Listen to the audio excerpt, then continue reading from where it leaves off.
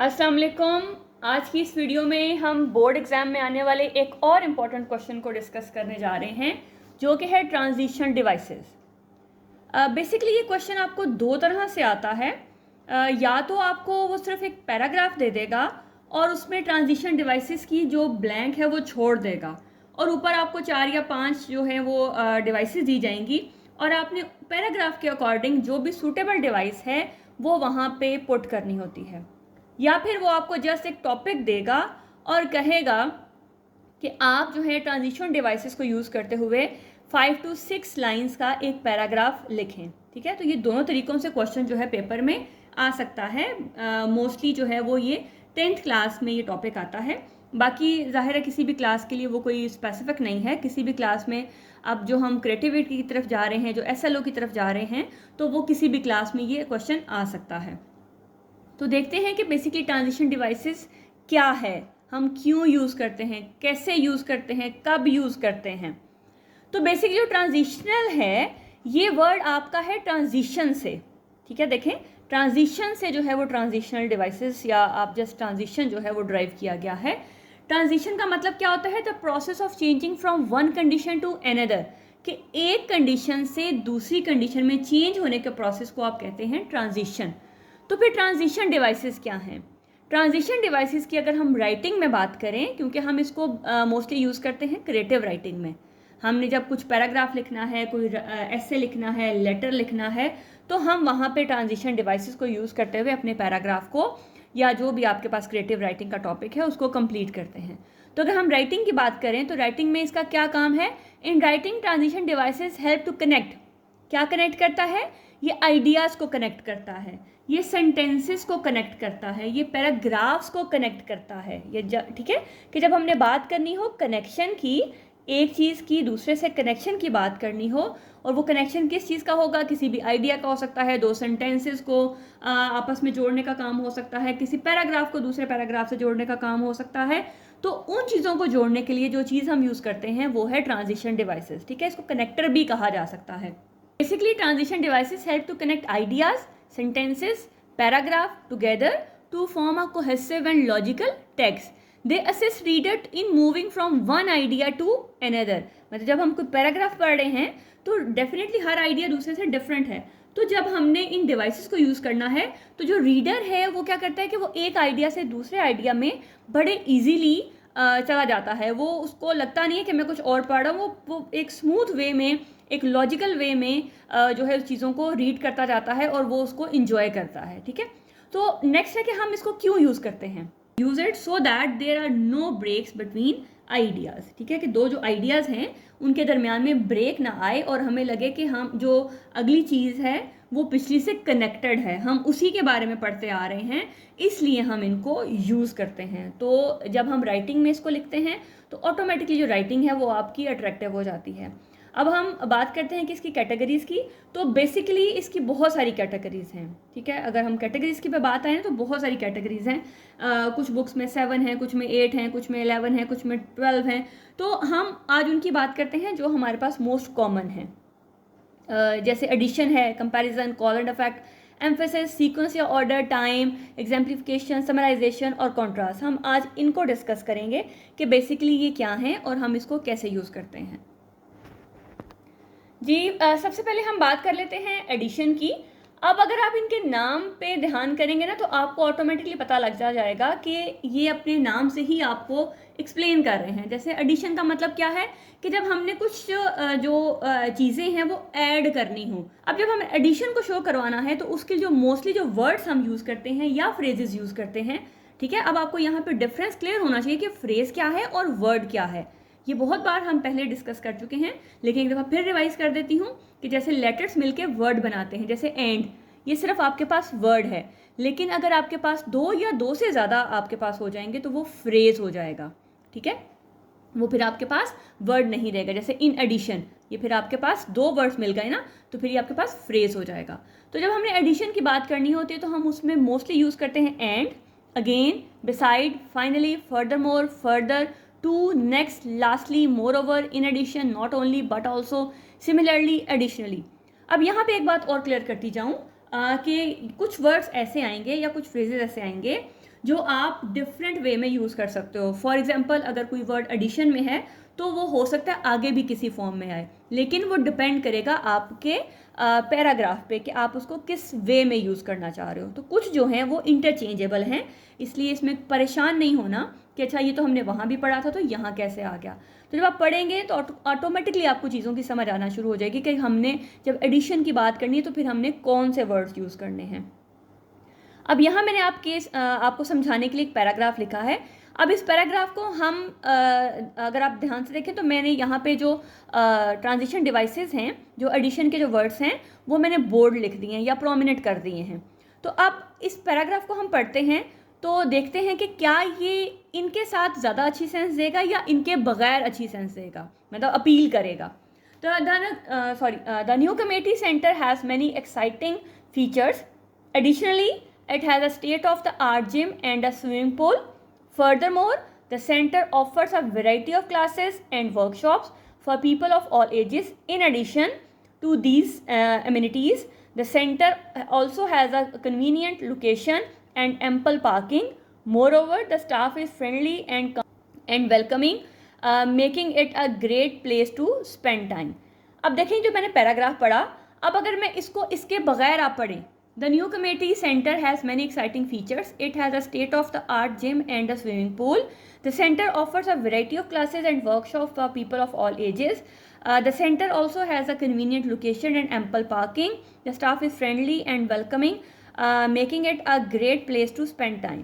तो आपको खुद ही आइडिया हो जाएगा कि आपका जब इसके बगैर आपने पढ़ा तो वो इतना अपीलिंग नहीं था, जबकि ये जो वर्ड्स हैं ये ऑटोमेटिकली आपको पढ़ने पे मजबूर करेंगे। जो पढ़ने वाला है वो ऑटोमेटिकली इसकी तरफ अट्रैक्ट होगा, उसका दिल करेगा कि मैं इसको मज़ीद जो है वो पढ़ता जाऊँ या इसको एंड तक मैं पढूँ।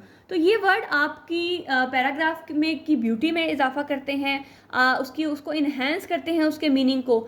तो ये वर्ड्स जो हैं लगाना लाजमी है। अगर आप राइटिंग इसके बगैर करोगे तो आपको उस तरह से मार्क्स नहीं मिलेंगे जिस तरह से अगर आप इनको ऐड करते हुए लगाते हो। ठीक है जी। नेक्स्ट अगर मैं बात करूं कंपैरिजन की, तो कंपैरिजन का मतलब भी यहाँ से आपको बहुत इजीली समझ आ रही है कि जब आप दो चीज़ों को कंपेयर करते हो, एक को दूसरी के साथ जब आपने कंपेयर करना है तो फिर आपने किन वर्ड्स या फ्रेजेस को यूज़ करना है। उसमें आप मोस्टली यूज़ करोगे but, yet, on the other hand, however, nevertheless, contrary, by comparison, compare to, like, in the same way, then, similar.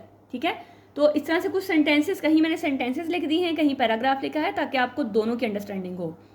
देखिए जैसे अगर सेंटेंस की बात करूँ, in contrast to the previous year this year sale have increase significantly, कि अगर हम पिछले साल से कंपेयर करें तो इस साल जो हमारी सेल है वो ज़्यादा है। This cake is sweeter than the one we had yesterday, the two books are similar in their themes and tone, he runs like a cheetah. तो देखिएगा ये वर्ड ऑटोमेटिकली आपके सेंटेंस की ब्यूटी को इन्हेंस करते हैं।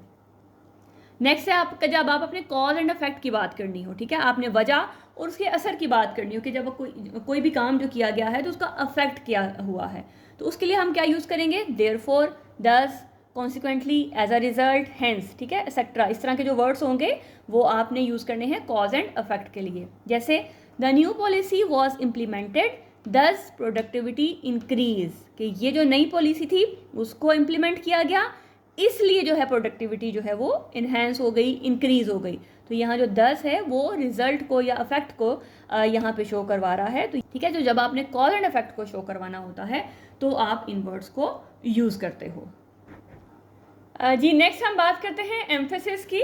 एम्फेसिस का मतलब जैसे किसी चीज़ पे जोर देना, फोकस करना। जब आप किसी चीज़ की इंपॉर्टेंस को बताना चाहो या किसी चीज़ पे जोर देना चाहो, किसी बात पे, किसी काम पे, तो फिर हम उसके लिए जो वर्ड यूज़ करेंगे वो होगा एम्फेसिस। तो जब हमने एम्फेसिस शो करना है तो फिर हमने क्या वर्ड लगाने हैं, जैसे definitely, obviously, in fact, Indeed, absolutely, positively, naturally, always, certainly, without a doubt और स्पेशली। ठीक है, तो इस तरह के जो वर्ड्स होंगे वो हम जब हमने एम्फेसिस की बात करनी है तो यूज़ करने हैं। जैसे this is absolutely the best decision we can make.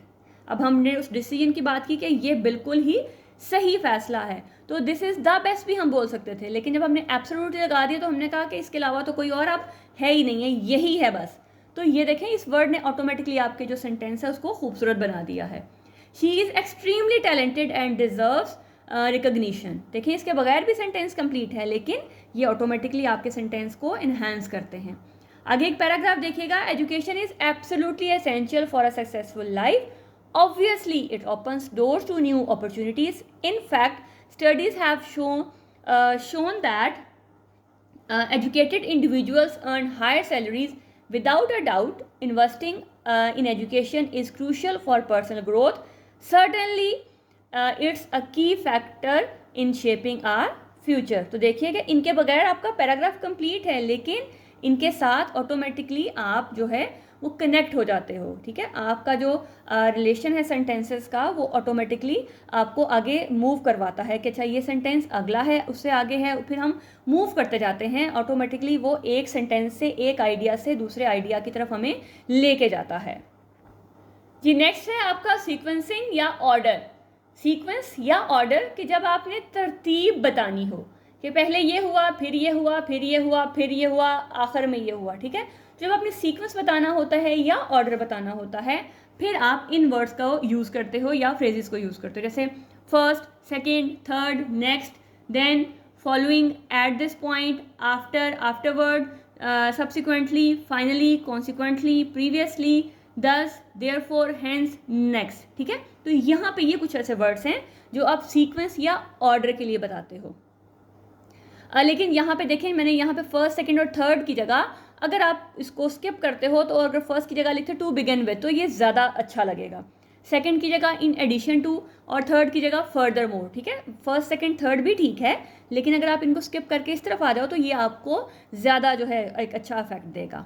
इस तरह से पैराग्राफ देखिएगा, टू बिगिन विद, अब यहाँ पे अगर मैं फर्स्टली लिखती तो भी ठीक था, लेकिन टू बिगिन विद एक ज़्यादा अच्छा जो है वो जो आपका जो चेकर होगा, जो एग्जामिनर होगा, उसको एक अच्छा इफेक्ट देगा। We need to gather material, next we will prepare the tools, then we can start building, after that we'll add the finishing touches, meanwhile the team will work on the design, finally we will present our project। ठीक है, तो देखिएगा automatically connection आता जा रहा है कि ये वाला सेंटेंस इसके आइडिया पास कर रहा है, ये इसको दे रहा है, ये इसको दे रहा है, और आपका एंड तक जो है वो कनेक्शन रह रहा है। ठीक है, तो ये देखिए कितना मतलब अच्छा लगता है लिखने में। तो आपने लाजमी इनको ऐड करना है, इनको याद कर लें, अपने जहन में बिठा लें। कुछ को आपके जहन में बैठ जाते हैं तो बहुत अच्छा आप पैराग्राफ लिख सकते हो। ठीक है, आगे हम बात करते हैं टाइम की, ड्यूरेशन की। तो उनके लिए हम जो वर्ड यूज़ करते हैं वो क्या है, soon, now, later, yesterday, afterward, during. ठीक है, तो ये वो कुछ वर्ड्स हैं जो हम टाइम को शो करवाने के लिए यूज़ करते हैं। ये जैसे आपको हो सकता है देखने में थोड़ा मुश्किल लग रहा हो, लेकिन जब आप इसको लिखना शुरू करेंगे, कुछ 15-20 भी अगर आपके जहन में रह जाते हैं, हर जो आपका जो कैटेगरी उसके 2-2, 4-4 भी अगर आपके जहन में रह जाते हैं, तो आप बहुत अच्छा एक पैराग्राफ जो है उसको लिख सकते हो। ये नेक्स्ट है हमारे पास एग्जाम्पलिफिकेशन, यानी कि जब हमने एग्जाम्पल्स की बात करनी हो तो फिर हम क्या करते हैं। ठीक है, आप जैसे पैराग्राफ लिखते हैं ना, तो उसमें फॉर एग्जाम्पल या फॉर इंस्टांस लिखते हैं, तो वो इसी की कैटेगरी है। तो जब हमें एग्जाम्पलिफिकेशन करनी हो तो हम कहते हैं for example, for instance, in this case, to illustrate, as an illustration, in particular, namely, like, including, such as. तो ये कुछ वर्ड्स हैं जब हमने एग्जाम्पल्स की बात करनी हो तो हम यूज़ करते हैं। जैसे the new policy has many benefits such as, अब ये सच एज क्या कर रहा है कि उसको एग्जाम्पल दे रहा है, increase flexibility and work life balance. ठीक है, तो ये देखें ये सच एज जो है हम इसकी जगह फॉर एग्जाम्पल भी यूज़ कर सकते हैं, हम इसके अलावा फॉर इंस्टांस भी यूज़ कर सकते हैं। तो कुछ भी आप यूज़ कर सकते हैं, लेकिन वो बस उसको वहाँ पे सूटेबल हो। आगे है समराइजेशन, कि जब आपने समरी करनी हो, यानी कि आपने अब सारा पैराग्राफ लिख लिया, अब आपने कंक्लूजन लिखना है। तो कंक्लूजन को आप किस तरह से लिखेंगे, किस तरह से स्टार्ट करेंगे, तो उसके लिए जो आपके पास वर्ड्स हैं या आपके पास फ्रेजेस हैं वो क्या हैं, in brief, on the whole, summing up, to conclude, in conclusion, as a result, in a nutshell, overall, to put it simply और टू रिकैप। ठीक है, तो ये कुछ ऐसे वर्ड्स और फ्रेजेस हैं जो आप जब समराइज़ करना है, कोई पैराग्राफ आपने लिख लिया, ऐसे लिख लिया, तो एक एंड वाला जो पैराग्राफ होता है वो कंक्लूडिंग पैराग्राफ होता है, जिसमें आपने सारी चीज़ों को सम अप करना होता है। तो उसमें आप अगर इस तरह से कोई एक वर्ड से स्टार्ट करोगे तो बहुत अच्छा इफेक्ट देगा। जैसे the survey results are extensive but overall they indicate a positive trend. ठीक है, तो यहाँ देखें ओवरऑल जो है वो हमारे पास जो समराइजेशन में से एक वर्ड है जो हमें बता रहा है कि ओवरऑल हमने किस चीज़ को पे बात की है। तो आई होप कि आपको समझ आ रहा होगा जी। नेक्स्ट है आपके पास कंट्रास्ट। कंट्रास्ट का मतलब क्या होता है कि जब आपने दो डिफरेंट चीज़ों को बताना होता है, ठीक है। जब हम दो डिफरेंट चीज़ों के बारे में बात करते हैं तो हम कंट्रास्ट करते हैं। जैसे इसके लिए हम क्या यूज़ करेंगे, however, on the other hand, in contrast, nevertheless, even though, despite of, unlike, whereas, etcetera, ठीक है। जैसे despite of rain we will have a great time at the festival, के रेन के बावजूद हम जो है वो घर पे एक अच्छा टाइम गुजारेंगे, सॉरी फेस्टिवल में एक अच्छा टाइम गुजारेंगे, ठीक है। Unlike my brother I love reading books, अब उसका भाई जो है वो किताबें पढ़ना पसंद नहीं करता लेकिन वो करता है, तो unlike my brother I love reading books. Even though I am tired I will stay up to watch the movie, थका हुआ है लेकिन मूवी देखेगा, दो ऑपोजिट चीज़ें हैं। तो जब हमने दो ऑपोजिट चीज़ों को बताना होता है तो उसके लिए हम कंट्रास्ट यूज़ करते हैं, और कंट्रास्ट के लिए हम मोस्टली इन वर्ड्स और फ्रेजेस को यूज़ करते हैं। चलिए अब हम एंड में बात कर लेते हैं। जैसे मैंने स्टार्ट में कहा कि कुछ वर्ड्स ऐसे होंगे जो आप डिफरेंट वे में यूज़ कर सकते हैं। जैसे यहाँ मैंने एग्जांपल लिखी मीनवाइल, ठीक है। अब मीनवाइल टाइम में भी था, मीनवाइल सीक्वेंस में भी था। जब आपने टाइम को बताना हो, जैसे I am working on the project, meanwhile my colleagues are researching the data. अब हम टाइम की बात कर रहे हैं तो टाइम में हम ये जो मीनवाइल है ये टाइम को शो करवा रहा है क्योंकि दोनों ही टाइम को बता रहे हैं। लेकिन जब आपने सीक्वेंस बताना हो तब भी आप मीनवाइल यूज़ करते हो, यानी कि आपने जब बताना हो कि अच्छा पहले क्या है फिर क्या है फिर क्या है, एक ऑर्डर शो करवाना हो तो भी आप मीनवाइल यूज़ करते हो। The team is working on the report meanwhile the deadline is approaching, कि वो काम कर रहे हैं लेकिन उससे अगला स्टेप क्या है कि साथ ही डेडलाइन जो है वो आने वाली है। तो यहाँ सीक्वेंस में भी मीनवाइल यूज़ हो सकता है, और जो आपका टाइम है जहाँ पे आपने टाइम को शो करवाना है वहाँ पे भी आपका मीनवाइल शो यूज़ हो सकता है। तो जैसे मैंने बात की कि हम कुछ वर्ड्स को इंटरचेंज कर सकते हैं, तो इसलिए कंफ्यूज नहीं होना, आपने डिपेंड करेगा आप किस तरह से क्या चीज़ को प्रेजेंट करना चाह रहे हो। तो अब यहाँ पे कुछ एग्जांपल है, एक पैराग्राफ है जिसमें मैंने 4 जो डिवाइसेस हैं वो लिख दी हैं। अब आपने यहाँ देखना है कि कहाँ पे कौन सी डिवाइस जो है वो सूटेबल है। पेपर में या तो आपको इस तरह से जो है वो क्वेश्चन आ सकता है, या फिर वो आपको एक टॉपिक दे दिया जाएगा कि उसमें आपने ट्रांजिशन डिवाइसेस को यूज़ करना है और फिर एक पैराग्राफ लिखना है। तो देखिएगा, regular exercise is essential dash for improving cardiovascular health, it boost mood and energy levels, finding motivation can be challenging, scheduling workout can help establish a routine. तो आप देखें यहाँ पे आपके पास जो वर्ड्स हैं वो है स्पेशली, मोरओवर, हाउएवर, मीनवाइल। तो कौन सा वर्ड आपके पास कहाँ पे सूटेबल होगा, यहाँ पे हम देखते हैं कि regular exercise is essential specially for improving cardiovascular health, के जो आपकी जो एक्सरसाइज है वो ज़रूरी है, ख़ास तौर पे आपकी जो कार्डियोवैस्कुलर हेल्थ है, जो आपके दिल की जो सेहत है ना, उसके लिए बहुत ज़रूरी है, ठीक है। उसके बाद ये देखें, यही आपके पास ऐड हो रहा है, यही इंफॉर्मेशन आपको मज़ीद बताई जा रही है। तो फिर क्या होगा, जब हमने ऐड करना है तो इसका मतलब है more over, it boost mood and energy level, however finding motivation can be challenging, ठीक है, हो सकता है। फिर meanwhile scheduling workout can help establish a routine, ठीक है। अब इस पैराग्राफ की बात करते हैं। देखिए, regular exercise is essential specially for improving cardiovascular health. अब यहाँ पे हम एम्फेसिस कर रहे हैं कि एक्सरसाइज जो है वो एसेंशियल है, लेकिन खास तौर पे किस चीज़ के लिए, कार्डियोवैस्कुलर हेल्थ के लिए। फिर it boost mood and energy, अब यहाँ पे देखें ये ऐड कर रहा है, इसके साथ इसका एक और फ़ायदा बता रहा है कि इसका क्या फ़ायदा है, मतलब एडिशन हो गया, तो एडिशन के लिए हमने यूज़ करना है मोर ओवर। फिर देखिएगा, however finding motivation can be challenging, अब यहाँ पे ये चीज़ इससे ऑपोजिट जा रही है कि आपके पास ये काम तो ये ठीक है लेकिन चैलेंजिंग भी हो सकता है, तो यानी कि ऑपोजिट हो गया ना। तो ऑपोजिट के लिए हम यूज़ करते हैं कंट्रास्ट, और कंट्रास्ट के लिए में हम बहुत सारे वर्ड्स हैं जिसमें से हाउएवर यहाँ पे ज़्यादा सूटेबल है। अब यहाँ पे देखिएगा, मीनवाइल यहाँ पे क्यों आया, क्योंकि यहाँ पे हमारा एक सीक्वेंस चल रहा है और ये हमारी लास्ट लाइन है, नहीं जो मीनवाइल है हमारे पास यहाँ पे सीक्वेंस के लिए यूज़ हो गया। तो आई होप कि आपको समझ आ गई होगी कि हमने किस तरह से इसको यूज़ करना है, ये किस तरह से आपकी राइटिंग को इम्प्रेसिव बना सकता है, किस तरह से आपको ज़्यादा नंबर जो है वो हासिल करने में मदद कर सकता है। अगर आपके पैराग्राफ में, आपकी क्रिएटिव राइटिंग में इस तरह के वर्ड्स होंगे और आप उनको बोल्ड लिखोगे तो ऑटोमेटिकली जो आपका जो चेकर है वो देखते ही जो है इम्प्रेस हो जाएगा आपसे, और हो सकता है वो बगैर पढ़े भी आपको नंबर दे दे, क्योंकि अगर आपने ये चीज़ें लिखी हैं तो डेफिनेटली ऐसे तो नहीं लिखी ना, तो कुछ ना कुछ तो जहन में है आपके, फिर आपका ऑटोमेटिकली अंदर मटेरियल भी अच्छा होगा। तो मिलते हैं नेक्स्ट वीडियो में नेक्स्ट कॉन्सेप्ट के साथ। तब तक अपना बहुत ख्याल रखिएगा, दुआओं में याद रखिएगा। अल्लाह हाफिज़।